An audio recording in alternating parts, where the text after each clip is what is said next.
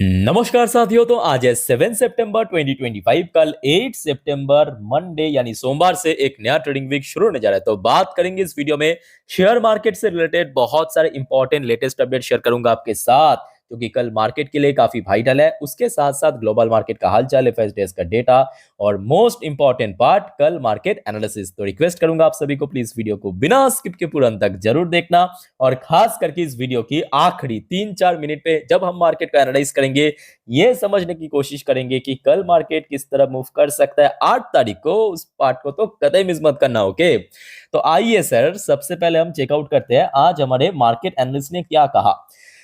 आज इस टॉपिक को कवर किया सेंट्रम ब्रोकिंग की तरफ से एक एनालिस्ट ने। अब लास्ट डे क्या हुआ, ध्यान से देखना। लास्ट डे बाजार में शुरू में गिरावट भी हुआ, जैसे कि आप देख सकते हो। यहाँ पे ओपन हुआ था, यहाँ तक पहुंच गया लगभग 12:50 पे। उसके बाद सेकेंड हाफ में एकदम से रिकवर भी किया और फर्दर 24,700 के ऊपर आके क्लोजिंग दिया। भले ही देखिए 24,750 की जो इंपॉर्टेंट लेवल उसको क्रॉस नहीं कर पाए, बट 24,700 को होल्ड कर लिया ना। यही चीज को इन्होंने पकड़ा कि देखिए 24,700 तो चलो ठीक है, एक अच्छा सपोर्ट मिल रहा है। ऊपर की तरफ क्या, ऊपर की तरफ अभी कहा कि देखिए निफ्टी की जो 50 दिन की डीएम है यानी 24,980 पॉइंट, ठीक है। तो यहाँ पे एक शॉर्ट टर्म बेस पे रेजिस्टेंस मिल सकता है। और दूसरा जो सबसे एसेंशियल लेवल है 25,000। तो यहाँ पे देखिए मेंशन भी किया कि अगर 25,000 को ब्रेक करके मान लो ऊपर पहुंच गया, जिसका चांस तो काफी लग रहा है नेक्स्ट वीक में हो सकता है। 25,300 या 25,500 तक भी पहुंच सकता है। और साथ ही साथ कुछ सपोर्ट भी मेंशन किया। सपोर्ट मेंशन किया देखिए, एक आपके नीचे की तरफ अगर मान लीजिए थोड़ा बहुत करेक्शन हो गया, मान लीजिए फॉर इन केस 24,520 पॉइंट का सपोर्ट मिल सकता है। और साथ में एक रेंज मेंशन किया, ब्रॉडर रेंज 24,400 से लेके 25,600 पॉइंट की एक रेंज मेंशन किया, ठीक है। अच्छा साथियों, अगर मैं आप सभी को पूछूं कि सर आप लोग का क्या विचार है, मतलब कल सोमवार बाजार के लिए कैसा जाएगा, जो भी आपको लगता है आपके अनुसार प्लीज बताइए कमेंट करके, कमेंट बॉक्स में। अच्छा, सेम टॉपिक को कवर किया मनी कंट्रोल की तरफ से दूसरे एक और एनालिस्ट ने बाजार के बारे में अपने एक विचार रखा, पॉइंट ऑफ व्यू रखा। देखिए technical view, Nifty snap 2-week lows. Attempt for 25,000 cannot be ruled out as long as index defend 24,700। हुबहू एग्जैक्टली सेम कि 24,700 के ऊपर जब तक टिका हुआ है तो एक पॉसिबल चांस है कि 25,000 को ब्रेक कर सकता है। ओके, नीचे की तरफ सेम, यहाँ पे 24,500 को एज ए सपोर्ट जोन, ऊपर की तरफ 25,000 को एज ए रेजिस्टेंस दूसरे एनालिस्ट ने मेंशन किया। क्या कोई नहीं, इस टॉपिक को इस वीडियो की आखिरी 3-4 मिनट पे हम अच्छे से एक्सप्लेन करेंगे, देखते जाइए पूरा वीडियो का अंत तक। बट सबसे पहले अभी बहुत सारे important economical data, latest update, report आपके साथ में शेयर करूंगा। थोड़ा सा पेशेंसली स्टेप बाय स्टेप करके देखते और समझते जाइए। अच्छा, लास्ट ट्रेडिंग डे यानी फ्राइडे के दिन हमने देखा बाजार क्लोज होने के बाद भारत की विदेशी मुद्रा भंडार यानी फॉरेक्स रिजर्व की डेटा आउट हुआ था। और इस बार फॉरेक्स रिजर्व में थोड़ा सा गेन भी हुआ, $3.51 बिलियन बढ़ के हो चुका $694.2 बिलियन। अरे वाह, बहुत शानदार। उसके अलावा हमने ये भी देखा यूएस की अनएम्प्लॉयमेंट रेट किस रेट में बढ़ गया, 4.2% से बढ़ के 4.3% हो गया था। उसके अलावा जो जॉब क्रिएशन रेट भी अगस्त महीने पे काफी खराब था, ओनली 22,000, जबकि लास्ट मंथ पे जॉब क्रिएशन हुआ था 79,000। इट्स अ ह्यूज ड्रॉप हमें देखने को मिला as compare to month on month basis पे, और जिसके परिणाम यूएस मार्केट में काफी गिरावट हमें देखने को मिला था। इसके अलावा आ जाइए एक और इंपॉर्टेंट रिपोर्ट आप देखिए, India Israel likely to sign bilateral investment treaty next week. तो नेक्स्ट वीक में दोस्तों, जैसे कि देखिए भारत के लिए रशिया भी एक बहुत ही मतलब इंपॉर्टेंट पार्टनर है, दोस्त है, ठीक वैसे भारत के लिए इजराइल भी बहुत इंपॉर्टेंट रखते हैं, क्योंकि इसके पहले भी मतलब पास्ट में भी हमने देखा जब जब भारत में टफ सिचुएशन क्रिएट हुआ या ऐसा सिचुएशन पे भारत फंसा, जैसे रशिया भी भारत की मदद किया, और आज कोई भी इंटरनेशनल स्टेज में कहीं ना कहीं इजराइल भी भारत की मदद करता है, एकदम खुले आम, है ना। तो कहीं ना कहीं ये दोनों ही देश भारत के लिए मैं कहूँगा बहुत ही स्ट्रेटेजिकली इंपॉर्टेंट है, जियोपॉलिटिकली इंपॉर्टेंट है। देखना होगा, और डोंट वरी, अपडेट मैं आपको दे दूंगा इसी चैनल के थ्रू, ठीक है। अच्छा, उसके बाद देखिए एक और important report, SEBI to ease rule for mutual fund IPO FPIs in September 12 board meeting. तो 12 सितंबर यानी शुक्रवार को याद रखना सेबी की एक बोर्ड ऑफ डायरेक्टर की मीटिंग है। और उस मीटिंग की एजेंडा दोस्तों ये है कि इस बार जो है जो मार्केट से रिलेटेड जो रूल्स एंड रेगुलेशन उसमें थोड़ा सा सरल कर सकता है सेबी, ठीक है। सो लेट्स सी क्या होता है, इसके ऊपर भी जानकारी आपको मैं शुक्रवार ही दे दूंगा, डोंट वरी, और ले लेना अपडेट, ठीक है। अच्छा, उसके बाद एक और इंपॉर्टेंट रिपोर्ट आप देखिए, GST revamp. Finance minister Sitharaman से ₹48,000 shortfall won't hit public finance. तो बीच में एक न्यूज काफी चर्चे में था, ये जो सरकार जीएसटी रिफॉर्म करने जा रहा है, जीएसटी कम लेगा अभी से। कहीं ना कहीं भारत की जो पब्लिक सेक्टर बैंक्स या कंपनीज, उसमें काफी इंपैक्ट बुरी तरह पड़ सकता है। तो उस बारे में सॉरी, इन्होंने एक्चुअली स्टेटमेंट में कहा कि नहीं, 48,000 करोड़ की जो शॉर्टफॉल फिगर में आ रहा है, ये एक्चुअली कोई भी पब्लिक फाइनेंस को दिक्कत नहीं करेगा, ये एक्चुअली भारत की जो जीडीपी है उसको बूस्ट अप करने में मदद करेगा, ठीक है। लेट्स सी क्या होता है, वो तो बाद में फ्यूचर में आपको दिखाई देगा। अच्छा, इसके अलावा आ जाइए एक और important report, GST reform most positive for footwear, quick restore, FMCG, grocery retailer. तो ये बात भी सही है कि क्योंकि इस बार हमने देखा रिफॉर्म में मोस्टली जो रेट कट हुआ है 18% से सीधा 5%, 12% से सीधा 5%, मतलब आधे से भी कम हो चुका। वो मेनली एफएमसी सेक्टर के लिए या फुटवेयर लेदर सेक्टर के लिए या बहुत सारे और भी रिटेलर्स हो गया, अपैरल सेक्टर के लिए कपड़े, है ना। सो इन सब सेक्टर्स को काफी बेनिफिट मिल सकता है रिपोर्ट के अनुसार। अच्छा, उसके बाद आ जाइए एक बहुत ही मतलब शॉकिंग रिपोर्ट भी आप कह सकते हो, बहुत वाइटल भी कह सकते हो। यहाँ पे मूडीज की एक चीफ इकोनॉमिस्ट, मूडीज की जो चीफ इकोनॉमिस्ट है, उनके हिसाब से US economy very close to recession, मतलब रिसेशन की एकदम एज में पहुंच चुका है। ऐसा मैं नहीं कह रहा हूं, मूडीज की जो इकोनॉमिस्ट है उनका कहना है, उनका जो एग्जैक्टली स्टेटमेंट आया है थोड़ा सा आप जान लीजिए, और आप लोगों का क्या विचार है इस बारे में कमेंट करके बताइए। देखिए, इन्होंने कहा एक इंटरव्यू में या रिपोर्ट में सोशल मीडिया में, based on my assessment of various data. So data के ऊपर बेस करके इन्होंने ये स्टडी किया, states making up nearly a third of US GDP are either in or at high risk of recession, another third are just holding steady and the remaining third are growing। so इन्होंने actually 1/3 करके divide किया।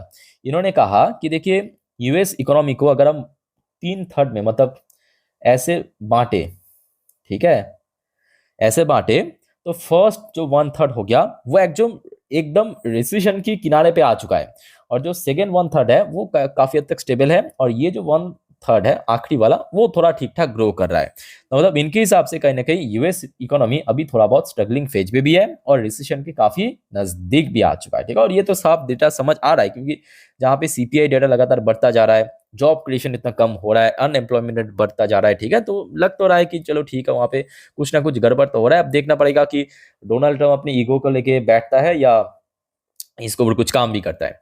अच्छा, next देखिए एक और important report, autos best way to play GST reform से एमका global maintain सितंबर 26 निफ्टी टारगेट 28,000। साथियों, आप लोगों का क्या ओपिनियन है, क्या आप एग्री करना चाहेंगे एमका ग्लोबल के साथ? इनके हिसाब से सितंबर 2026 मतलब लगभग एक साल बाद निफ्टी की पोजीशन 28,000 की लेवल तक पहुंच सकता है। मेरे हिसाब से ये कंप्लीटली सिचुएशनल है। अगर सिचुएशन भारत की फेवर में रहा और अगर सब कुछ जियोपॉलिटिकल ठीक ठाक चला, 28 क्यूब 30-32 हजार भी पहुंचना कोई बहुत बड़ी बात नहीं है, क्योंकि ये इंडियन इकोनॉमी है जहाँ पे हर रोज तेजी से इंफ्रास्ट्रक्चर हर एक क्षेत्र में काम चल रहा है, और कहीं ना कहीं फास्ट ग्रोइंग इकोनॉमी भी है भारत लास्ट 4-5 साल से। लेट्स सी क्या होता है। अच्छा, नेक्स्ट एक और रिपोर्ट आप देखिए, India engaging with US global firm to protect IT job से अश्विनी वैष्णव, भारत की यूनियन मिनिस्टर अश्विनी वैष्णव की तरफ से ये स्टेटमेंट दिया। उसके बाद एक और रिपोर्ट आप जरा देख लीजिए, Adani group plan to invest $60 billion in power sector till 2032, यानी अभी चल रहा है 25, नेक्स्ट 6 से 7 साल की जो रोड मैप अदानी ग्रुप के लिए बहुत ही शानदार अदानी ग्रुप ने डिसाइड किया। नेक्स्ट कुछ सालों में लगभग 5-6 साल पे $60 बिलियन के आसपास निवेश करेंगे पावर सेक्टर में, मतलब सिर्फ और सिर्फ पावर सेक्टर। अब देख, पावर में बहुत अलग अलग मतलब सेगमेंट है, ट्रांसमिशन हो गया, रिन्यूएबल हो गया, अलग अलग सेगमेंट में निवेश करेंगे, ठीक है। लेट्स सी क्या होता है। इसके अलावा एक और इंपॉर्टेंट रिपोर्ट आप देखिए, सेंटर में introduce bill in winter session to replace tobacco GST cess, बहुत इंपॉर्टेंट है एक्चुअली। उसके बाद साथियों आइए नेक्स्ट इंपॉर्टेंट टॉपिक। अच्छा, एक और बात याद रखना, इसकी नेक्स्ट जो वीडियो आएगा 12 बजे की वीडियो में मैं आपको जियोपॉलिटिकल अपडेट दे दूंगा। आज एक्चुअली बहुत इंपॉर्टेंट मतलब काफी इंटरेस्टिंग सी टॉपिक आया है। सो नेक्स्ट वीडियो कल मार्केट के लिए भी काफी वाइटल है, मिस मत करना, ठीक है। जियोपॉलिटिकल के ऊपर अपडेट, और आप अगर जल्दी सो जाते हो डोंट वरी, चैनल पे मिल जाएगा, सुबह उठ के बस ट्रैक कर लेना, एक बार चेक कर लेना, ठीक है। अच्छा, लास्ट डे हमने देखा था यूएस मार्केट, वैसे तो जॉब डेटा, अनएम्प्लॉयमेंट रेट खराब होने के कारण थोड़ा बहुत वीकनेसेस था। इसके अलावा यूएस की 10 साल की बॉन्ड यील्ड में भी लगभग 2% के आसपास हमें ड्रॉप देखने को मिला था। अच्छा, क्रूड ऑयल की प्राइस भी लगभग 1.95% नीचे आके क्लोजिंग दिया था, बट इंडियन करेंसी की valuation actually last week all time low को हिट भी किया था। अच्छा, कुछ इंडियन कंपनी की पोजीशन आप देखिए एरियर वर्शन में, Wipro limited arrear version flat closing दिया, जहां पे इन्फोसिस की एरियर वर्शन 1.27% की गिरावट में क्लोजिंग दिया, एचडीएफसी बैंक की एरियर वर्शन फ्लैट क्लोजिंग दिया, और आईसीआईसी बैंक की एडीआर वर्शन थोड़ा सा नीचे 0.66% क्लोजिंग दिया नीचे, ठीक है। अच्छा, उसके अलावा गिफ्ट निफ्टी की पोजीशन भी फ्राइडे नाइट को काफी अच्छा था, 24,847 पॉइंट पे, मतलब कुल मिला के लास्ट डे जहां पे निफ्टी क्लोजिंग दिया 106 पॉइंट ऊपर। और लास्ट डे जब क्लोजिंग हुआ गिफ्ट निफ्टी, तब से लेके अभी तक देखिए एटलीस्ट कोई खराब या नेगेटिव अपडेट तो नहीं है। जो भी अपडेट आया है, चाहे जियोपॉलिटिकल हो या डोमेस्टिकल हो, कहीं ना कहीं मार्केट के लिए मैं कहूंगा ठीक ठाक है। तो आशा यही है कि अगर कल सुबह तक, याद रखना कल सुबह तक अगर सब कुछ बराबर रहा, बढ़िया रहा, सो एक अच्छा ओपनिंग होने की उम्मीद है। अब ओपनिंग होने के बाद मालूम पड़ेगा कि किस तरह मूव करेगा, कहां पे रेजिस्टेंस, वो बात की बात है, बट मोस्टली चांस यही है कि कल एक अच्छा ओपनिंग आपको दिखाई दे सकता है, ठीक है। अच्छा साथियों, अब बात करेंगे एफएसडीएस की डेटा। वैसे तो लास्ट डे एफएस द्वारा सेलिंग हुआ था 1304 करोड़ की शेयर, और डीएस ने बाई किया था 1821 करोड़ की शेयर टोटल। और अभी देखिए मिडिल ईस्ट की तरफ से ऐसा कोई न्यू अपडेट नहीं है, बट आज TA35, जैसे कि आपको पता होगा, इजरायली इंडेक्स अभी से ओपन हो जाता है, मतलब रविवार से 7 तारीख की अपडेट है, आज क्लोजिंग दिया 1.19% पॉजिटिव में। चलो बहुत शानदार साथियों, जितने भी इंपॉर्टेंट अपडेट था मार्केट से रिलेटेड आपके साथ में शेयर किया। अब चलिए मैं आपको मार्केट एनालिसिस वाला पार्ट के ऊपर लेके चलते हैं। मैं ओपन कर लिया निफ्टी 50 की लास्ट 3 महीने की कैंडलस्टिक चार्ट पैटर्न। अब जो बात मैं आपको बताने जा रहा हूं, बहुत ही ध्यान से सुनना, अच्छे से ऑब्जर्व करना हर एक पॉइंट को, हर एक नंबर को। बट उसके पहले आप सभी को मैं रिक्वेस्ट करूंगा, अगर आपको वीडियो अभी तक अच्छा लगा, इन्फॉर्मेटिव लगा, प्लीज वीडियो को लाइक करना और प्लीज चैनल को सब्सक्राइब करके जरूर रखना, ऐसे इन्फॉर्मेटिव वीडियो हर रोज पाने के लिए। एकदम फ्री ऑफ कॉस्ट है, कोई पैसा नहीं लगता, एकदम time to time vital update मैं आपको दे दूंगा। ओके। अच्छा, कल सुबह देख लीजिए डॉ जोन्स एंड नैस्डैक की फ्यूचर, बस एक बार ट्रैक कर लेना, बिकॉज लास्ट 2 दिन से मार्केट क्लोज था, तो थोड़ा बहुत आपको एस्टिमेट मिल जाएगा कि ग्लोबल मार्केट की सेंटिमेंट किस तरफ है, ठीक है। अच्छा, दूसरे देखिए कुछ वाइटल सेक्टर्स के लिए मैं कहूंगा कल इंपॉर्टेंट है। एक तो हो गया आपका बैंकिंग सेक्टर, जो कि लास्ट वीक में क्लोजिंग काफी अच्छा था, आगे इस बारे में भी चर्चा करेंगे। इसके अलावा देखिए आईटी सेक्टर के ऊपर नजर रखिए, मेटल सेक्टर हो गया, ऑयल सेक्टर हो गया, ऑयल के अंदर गिरावट हुआ था। और अगर हम बात करें कुछ छोटे मोटे सेक्टर है, जैसे कि फुटवेयर सेक्टर हो गया, आपके ज्वेलरी सेक्टर हो गया, इसको भी नजर रख सकते हो। और मेनली ये चारों सेक्टर, ठीक है। और उसके अलावा साथियों, आप में से कोई अगर इंस्टाग्राम में हो तो मुझे फॉलो भी साथ में जरूर करके रखना। मेरे इंस्टाग्राम हैंडल की लिंक आपको नीचे डिस्क्रिप्शन बॉक्स में मिल जाएगा। बिकॉज अगर मिडनाइट पे, अर्ली मॉर्निंग पे, दोपहर को कभी भी कुछ भी अपडेट आता है ना जियोपॉलिटिकल मार्केट के ऊपर, सडनली वाइटल, तुरंत मैं इंस्टाग्राम स्टोरी में डाल देता हूँ, ठीक है। तो वहां पे आपको मैं तुरंत इन्फॉर्म कर सकता हूँ। बाकी आप समझ पा रहे हो कि वीडियो बनाने में थोड़ा सा वक्त लगता है, बट वीडियो में एक्सप्लेन कर सकता हूँ, है ना, तो ये फर्क है। अच्छा, आ जाइए, ये हो गया आपका निफ्टी की एक दिन की चार्ट पैटर्न। तो मतलब यहाँ पे आपको जितने भी कैंडल्स दिख रहा है ना, वो सब एक एक दिन को रिप्रेजेंट कर रहा है। जैसे कि देखिए ये आखिरी वाला हो गया आपका फ्राइडे की कैंडल, उसके ठीक बगल में ये थर्सडे, ये वेडनेसडे, ये ट्यूसडे, ये मंडे की कैंडल लास्ट वीक में, ठीक है। सो यहाँ पे अगर आप देखेंगे लास्ट 2 दिन की कैंडल, तो यहाँ पे आपको 2 इंडिकेटर्स भी दिख रहा है, साफ दिख रहा है। एक हो गया आपका ब्लू कलर की लाइन, मतलब 50 दिन की ईएमए, ईएमए मतलब एक्सपोनेंशियल मूविंग एवरेज, ठीक। और नीचे आपको ब्लू कलर की लाइन दिख रहा है, ये हो गया आपका 20 डेज की ईएमए, ठीक है। ये अलग अलग इंडिकेटर्स है जिसके थ्रू हमें मालूम पड़ता है कहाँ पे सपोर्ट है, कहाँ पे रेजिस्टेंस है, ठीक है। सो इमीडिएट अगर हम बात करें ऊपर की तरफ रेजिस्टेंस, तो आपको साफ दिखाई दे रहा है, जहां पे बृहस्पतिवार यानी थर्सडे रेजिस्टेंस मिला था। नंबर आपके सामने 25,000 से थोड़ा नीचे 24,900 के आसपास, है ना। लगभग एग्जैक्टली अगर हम बात करें फिगर वाइज 24,963 पॉइंट पे, तो मान लीजिए 24,950 के आसपास एक इमीडिएटली रेजिस्टेंस है। मतलब कल अगर निफ्टी सडनली ऊपर की तरफ मूव करने लगा तो। और नीचे की तरफ अगर आप देखेंगे लास्ट 2 ट्रेडिंग डेज पे बैक टू बैक यहाँ पे सपोर्ट भी मिला, कौन सा, 20 डेज की ईएमए, ठीक है। मतलब लास्ट डे अगर आप देखेंगे, ये नीचे वाली पोर्शन हो सकता है शुरू में थोड़ा बहुत नीचे स्लिप कर गया था, बट सेकेंड अप में एकदम से रिकवर भी कर लिया। और इसका नंबर, जी हाँ, अपने सही 24,700। तो क्यों 24,700 पे सपोर्ट मिला समझ आ चुका है आई थिंक कि क्योंकि यहाँ पे 20 डेज की ईएमए है और यहाँ पे क्यों रेजिस्टेंस मिल रहा है, ये 50 दिन की ईएमए है। क्लियर, तो रेजिस्टेंस सपोर्ट मैं आपको बता दिया। अच्छा, एक दिन की कैंडलस्टिक चार्ट, सॉरी 4 घंटे की कैंडलस्टिक चार्ट पैटर्न में एक और आपको वाइटल चीज देखने को मिलेगा कि यहाँ पे शॉर्ट टर्म बेसिस पे एक रिवर्स क्रॉसओवर हुआ। अब रिवर्स क्रॉसओवर बिल्कुल ही सही नहीं है, ठीक है। सो कल कहीं ना कहीं अगर इस क्रॉसओवर के ऊपर मतलब 24,700, तो जिस वजह से मैं कहूंगा कि कल एक्चुअली 24,700 को होल्ड करना अनिवार्य है, आवश्यक है, जरूरी है, इंपॉर्टेंट है एक्चुअली, ठीक है। तो बहुत सारे रीजन है, एक तो बैक टू बैक सपोर्ट मिला और यहाँ पे आप देख सकते हो रिवर्स क्रॉसओवर हुआ है, तो इस लेवल को अगर कल सक्सेसफुली फर्स्ट स्टेप में होल्ड कर लिया तो कहीं ना कहीं सेकेंड अप एक अच्छा मोमेंटम बन सकता है, पॉसिबिलिटी है। अच्छा, बात करेंगे बैंक निफ्टी। बैंक निफ्टी की एक दिन की चार्ट पैटर्न यहाँ पे आप देखिए। बैंक निफ्टी की लिए भी मैं कहूंगा लास्ट वीक काफी अच्छा था। अच्छा इसलिए था कि शुरू में सोमवार, मंगलवार, बुधवार में जितना नीचे था, बट आखिरी 2 ट्रेडिंग डेज यानी बृहस्पतिवार और शुक्रवार इस लेवल के ऊपर था, मतलब जहां पे रेजिस्टेंस मिला था 54,000 उसके ऊपर ही सपोर्ट मिल गया था, ठीक है। सो बैंक निफ्टी के लिए इमीडिएटली ऊपर की तरफ 20 डेज की ईएमए नंबर आपको दिखाई दे रहा है 54,800 के अराउंड, ठीक है। एक अच्छा रेजिस्टेंस कल मिल सकता है, याद रखना।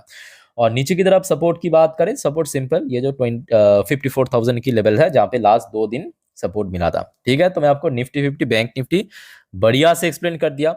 और कोई आपका दिक्कत है, कंफ्यूजन है, कमेंट करके बताइए। बट याद रखना मेरे प्यारे साथियों, बाजार बहुत रिस्की है, जियोपॉलिटिकल इश्यूज अभी भी है। सो गलती मत करना, F N O trading, intraday, put, call, buy, sell, hold, इन सब चक्कर में मत पड़ना, खास करके आप इस बारे में बिल्कुल ही जानकारी, नॉलेज, एक्सपीरियंस नहीं रखते हो तो। हाँ, नॉर्मली वीडियो देखिए, सीखिए, जानिए। कोई दिक्कत है तो मैं हूं आप लोग के लिए, कमेंट करके बताइए। और मेरे प्यारे साथियों, चैनल को सब्सक्राइब करना मत भूलना, एकदम फ्री ऑफ कॉस्ट है। और आप जब सब्सक्राइब करते हो मुझे बहुत मोटिवेशन मिलता है ऐसे ही मेहनत करने के लिए, आप लोगों के लिए। सो प्लीज चैनल को सब्सक्राइब करके रखिए। फिलहाल इस वीडियो को फाइंड अप करता हूँ। टेक केयर, बाय बाय, जय हिंद।